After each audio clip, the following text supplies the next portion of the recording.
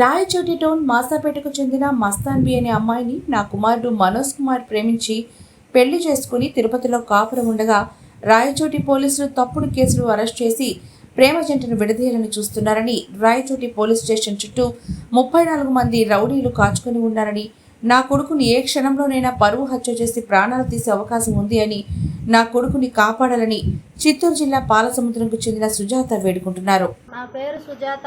మాది చిత్తూరు జిల్లా పాలసముద్రం మండలం మణిపుర గ్రామం. మాది ఒడ్డూరు కులము. ఒడ్డూరు కులంకి చెందిన వాళ్ళం మేము. నాకు ఒక కొడుకు, ఆ కొడుకు పేరు మనోజ్ కృష్ణమూర్తి, నా కోడల పేరు మస్తానబి. ఇద్దరు ఇష్టపడి ఒకరినొకరు పెళ్లి చేసుకున్నారు. వాళ్ళ నాన్న బాగా డబ్బులున్న ఆయన కాబట్టి మేము వడ్రి కులానికి చెందిన వాళ్ళమని మమ్మల్ని భయంకరమైన టార్చర్ పెట్టి నా కొడుకుని నా కోడల్ని విడదీయాలని చెప్పి వాళ్ళు దొంగ కాగితాలు సృష్టించి ఇంతకు ముందే పెళ్ళయ్యి మస్తాన్ అనే అతనితో ఇంతకు ముందే పెళ్ళయ్యి అతనికి 2 పిల్లలు ఉన్నారు. అతనితో నా కోడలికి పెళ్ళయిందని చెప్పి తప్పుడు సాక్ష్యాలు, తప్పుడు కాగితాలు, తప్పుడు ఇవి వాళ్ళ మతంలో పెళ్ళైనట్టుగా పేపర్లంతా సృష్టించి అన్నీ చేసి నా కొడుకుని కోడల్ని విడదీయాలని చూస్తూ ఉంటారు. మేము పేదవాళ్ళము, మమ్మల్ని ఇది చేయండి, మమ్మల్ని కాపాడండి.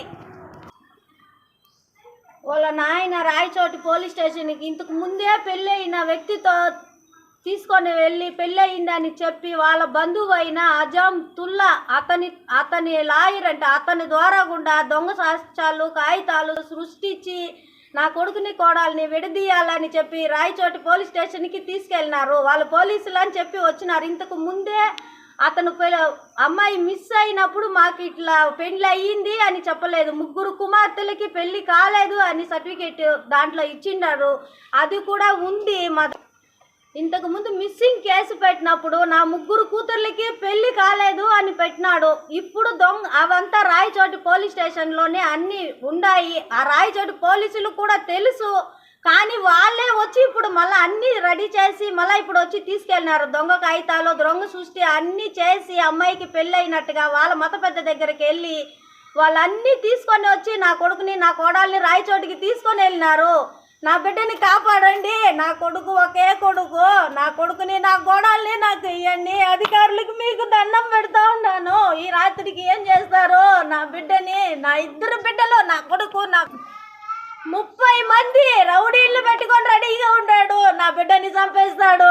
అధికారులకి అందరికీ దండం పెడతాను. నా కొడుకు నా కోడల్ని నాకు ఇవ్వండి సార్, అందరూ సహాయం చేయండి.